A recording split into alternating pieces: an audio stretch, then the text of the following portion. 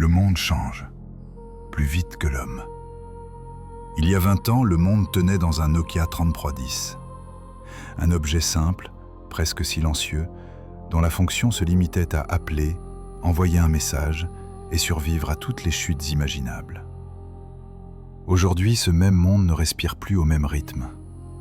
Les machines parlent, les algorithmes apprennent, l'intelligence artificielle écrit, analyse, imite la voix humaine jusqu'à brouiller les frontières entre l'outil et l'esprit.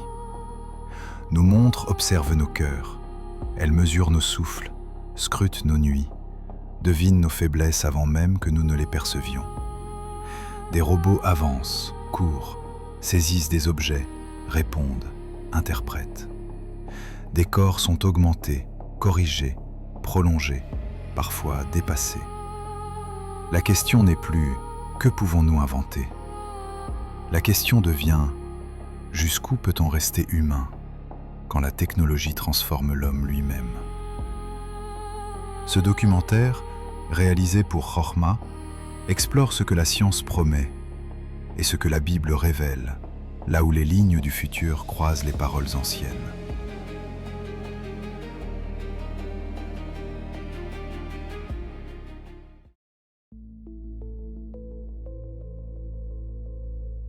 Chapitre 1.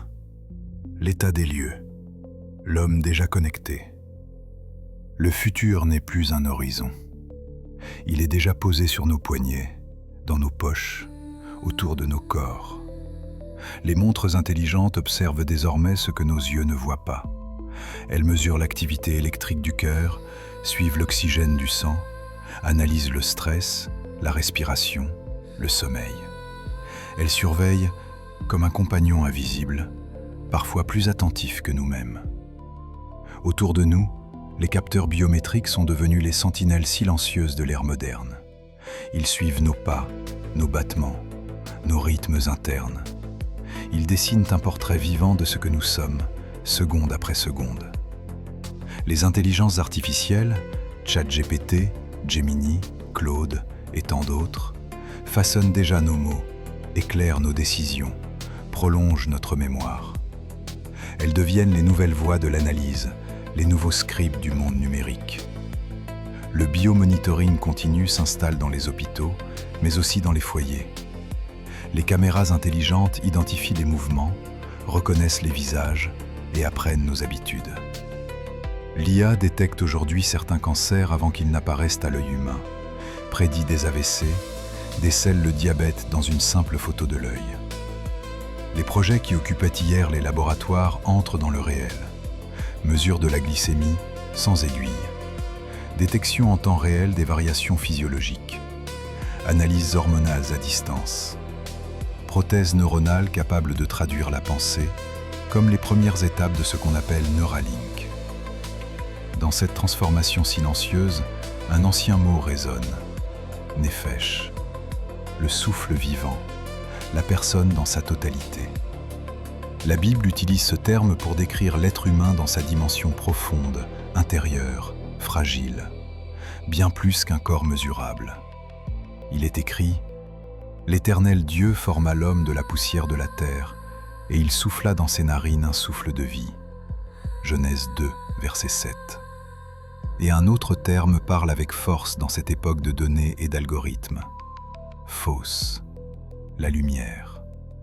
Dans les Écritures, c'est ce qui révèle, éclaire, dévoile. Comme si nos machines tentaient désormais, à leur manière, de produire leur propre forme de lumière. Une lumière artificielle, mais de plus en plus puissante. Alors une évidence s'impose. L'homme moderne n'est plus seul. Il est accompagné, surveillé, prolongé, par des machines qui l'observent, l'analysent, parfois mieux qu'il ne le ferait lui-même.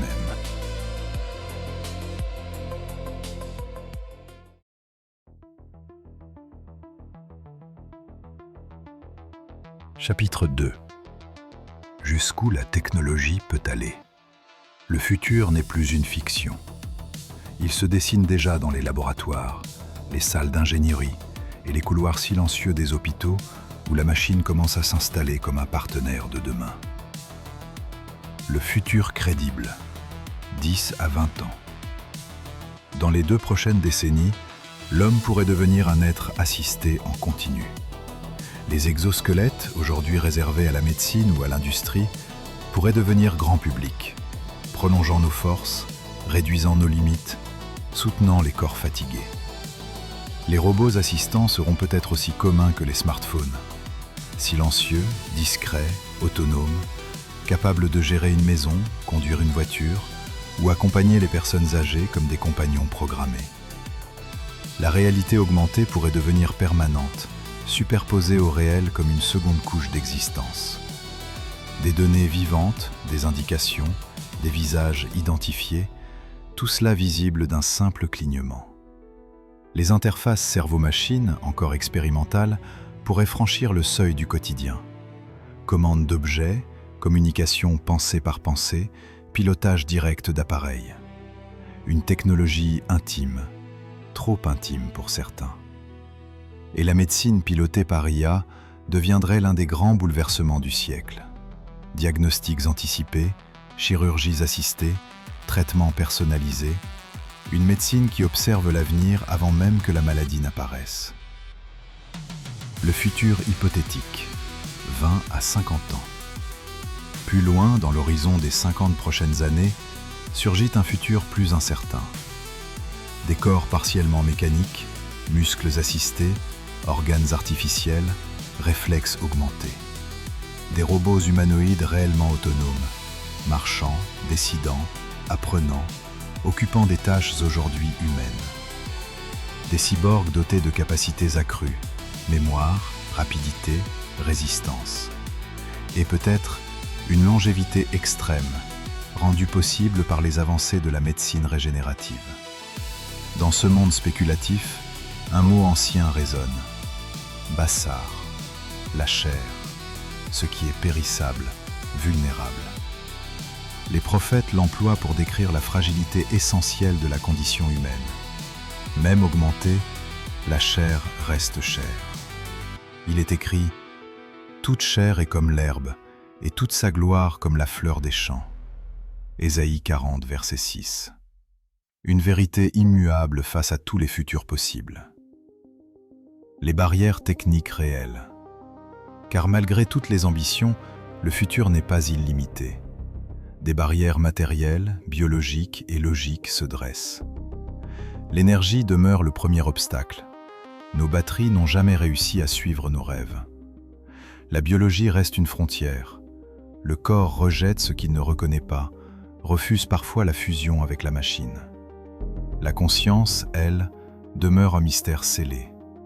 Aucune IA, si avancée soit-elle, n'est vivante. Et l'entropie rappelle une loi universelle. Les machines se dégradent plus vite que l'humain qu'elles cherchent à imiter.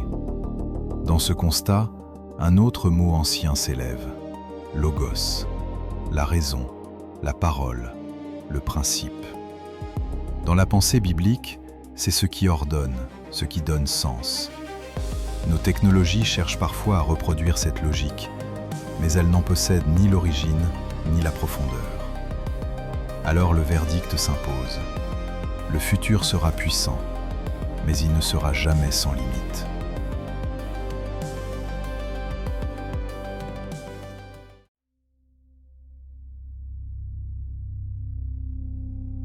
Chapitre 3. Le problème écologique. La machine détruit le monde.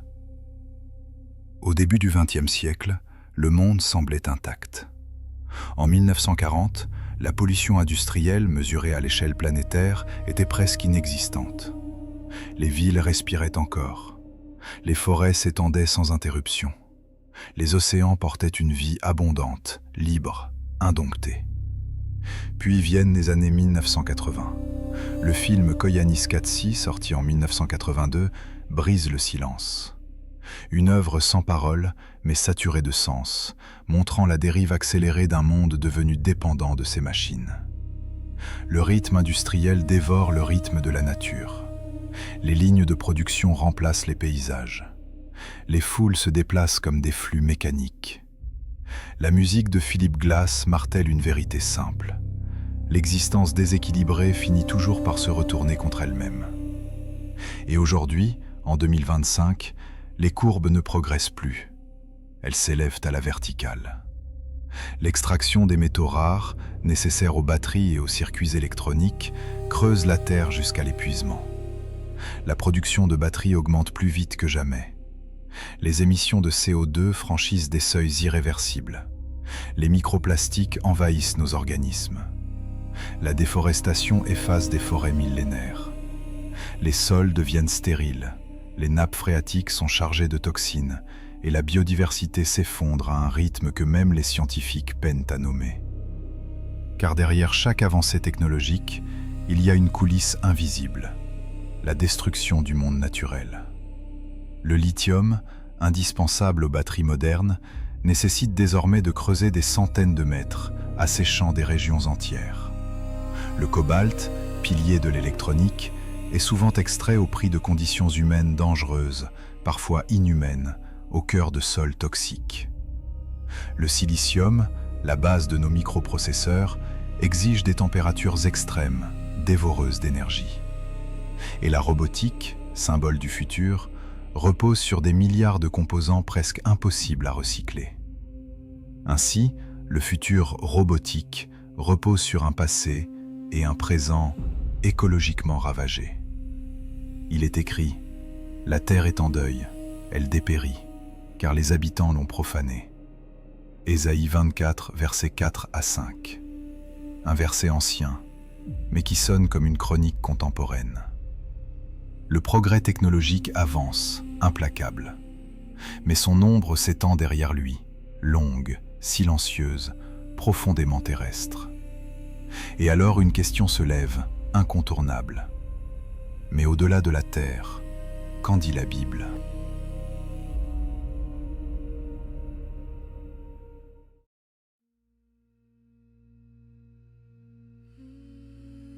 Chapitre 4. Que dit la Bible sur le corps, l'âme et la technologie ? La technologie interroge notre corps, mais la Bible interroge notre nature profonde. Depuis les premiers chapitres des Écritures, l'homme est présenté comme bien plus qu'un assemblage de matière. Il est un être vivant, un souffle, une identité. Un hébraïsme le résume très bien. Nefesh, la personne vivante dans sa totalité, corps, souffle, conscience, relation.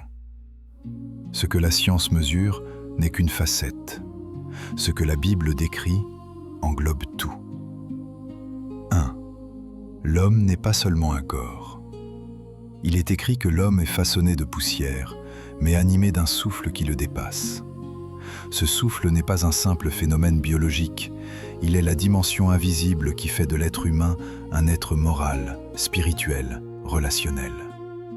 Un mystère que les machines ne comprennent pas, mais que la conscience ressent. 2. Le corps est un temple, pas une matière infiniment modifiable. Il est écrit « Votre corps est le temple du Saint-Esprit » 1 Corinthiens 6, verset 19. Dans cette vision, le corps n'est pas un accessoire interchangeable, ni une structure que l'on peut remodeler à volonté, ni un support destiné à être remplacé pièce par pièce. Il porte une dignité, il porte une vocation, il porte une limite. 3. L'homme est créature et non créateur. Au cœur du progrès technologique se cache une tentation ancienne, croire que l'homme peut devenir Dieu. Modifier la vie, dépasser la mort, remodeler la chair, écrire la conscience. Un rêve séduisant, mais dangereux. Car la Bible rappelle que la frontière n'est pas seulement biologique, elle est ontologique. L'homme n'est pas l'origine, il n'est pas la source. Et lorsqu'il tente de s'auto-diviniser, il finit par perdre ce qu'il cherchait à préserver, sa propre humanité. 4.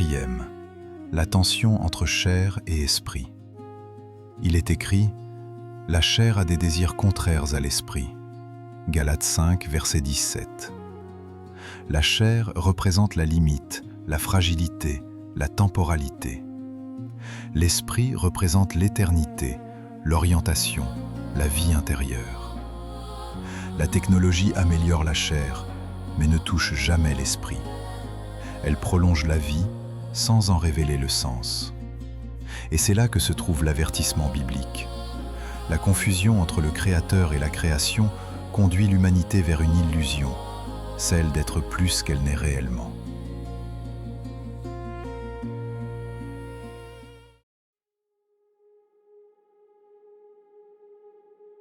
Chapitre 5.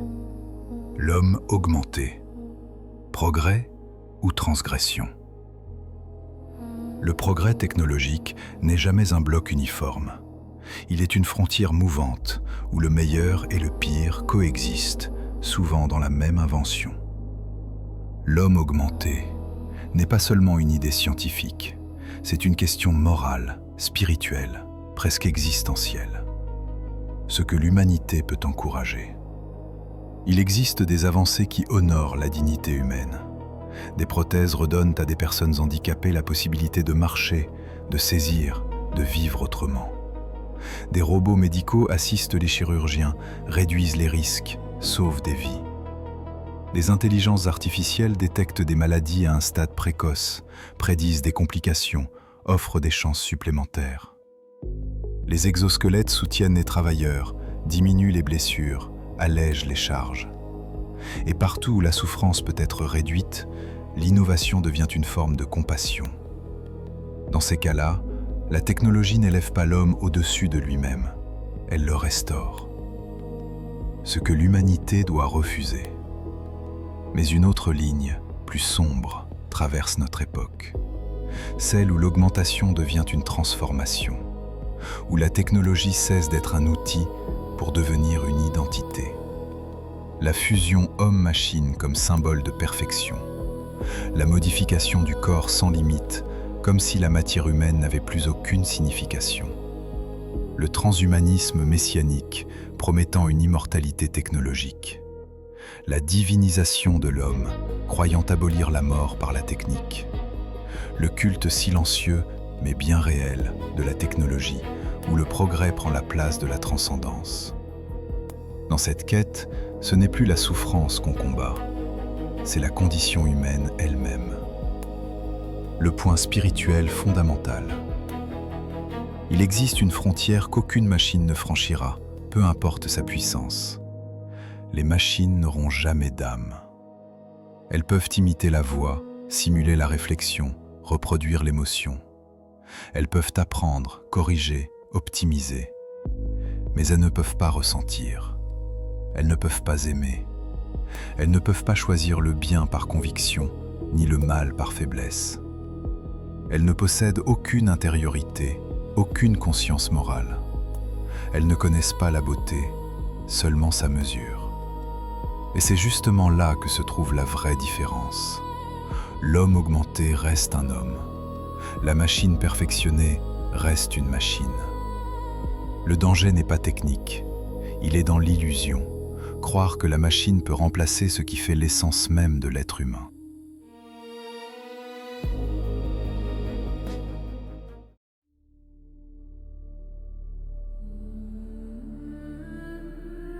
Chapitre 6. Le piège de Babel. Se faire Dieu. Il existe dans la Bible un récit ancien. Un récit qui parle moins de pierres et de tours que de l'ambition intérieure de l'homme. Genèse 11, l'épisode de Babel. Il est écrit « Bâtissons-nous une ville et une tour dont le sommet touche le ciel, et faisons-nous un nom. » Genèse 11, verset 4. Ce n'était pas une construction, c'était une proclamation. Un projet technologique devenu projet spirituel. L'homme ne voulait pas seulement bâtir une ville, il voulait s'élever, se mesurer au divin, abolir la distance entre créature et créateur. Babel n'est pas un mythe ancien, c'est un miroir. Aujourd'hui, une nouvelle tour s'élève. Les ambitions de notre siècle ressemblent étrangement à celles de ces anciens bâtisseurs. Les IA messianiques annoncé comme capable de résoudre toutes les crises, de guérir les sociétés, de former une nouvelle sagesse synthétique. Le transhumanisme, promettant de vaincre la mort par la fusion de l'homme et de la machine. L'immortalité digitale, rêvée comme une existence éternelle dans des serveurs. Le clonage, qui réplique ce que la nature ne duplique pas. La modélisation complète du cerveau, comme si la conscience pouvait être transférée comme un fichier. Chaque innovation porte en elle une tentation, celle de croire que l'homme peut se recréer lui-même, qu'il peut franchir la limite qu'aucune génération avant lui n'a pu franchir, qu'il peut devenir son propre Dieu. Les robots ne sont pas le problème. Le danger n'est pas la machine. La machine ne rêve pas. La machine n'espère pas. La machine n'ambitionne rien. La machine ne construit pas des tours vers le ciel. Elle exécute, elle calcule, elle imite. Ce n'est pas elle qui cherche à s'élever, c'est l'homme. Babel n'est jamais une question d'architecture, c'est une question de motivation intérieure. Le véritable enjeu, l'IA n'est pas démoniaque, la robotique n'est pas corruptrice, le progrès n'est pas un ennemi. Le véritable danger se trouve ailleurs. Le danger n'est jamais la machine, c'est le cœur de l'homme derrière la machine. Lorsque la technologie devient une idole, l'homme répète Babel. Lorsque la science devient une promesse de salut, l'homme recommence Babel. Lorsque l'ego rêve de devenir Dieu, la tour se reconstruit, pierre après pierre, ligne de code après ligne de code.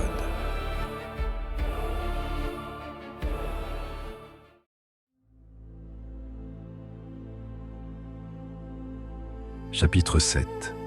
L'avertissement final. Puissance sans sagesse. L'humanité a franchi des frontières que ses ancêtres n'auraient jamais imaginées. Elle a prolongé la vie. Elle a transformé la matière. Elle a façonné des machines capables de calculer, d'apprendre, parfois même d'imiter ce que l'on croyait réservé à l'esprit humain.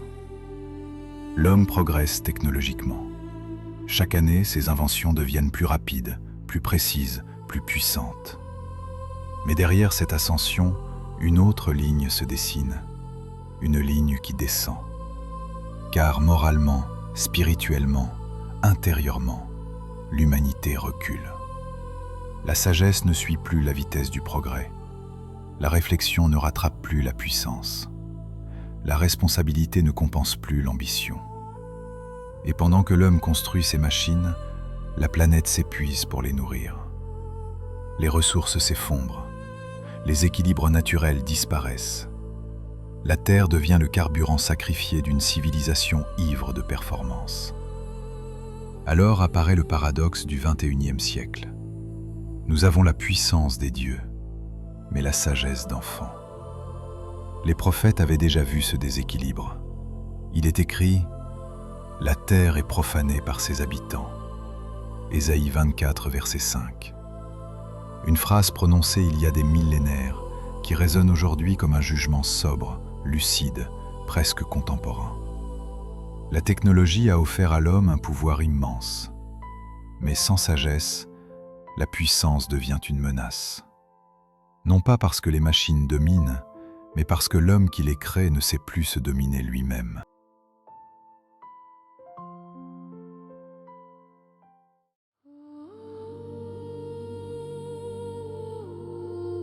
Conclusion.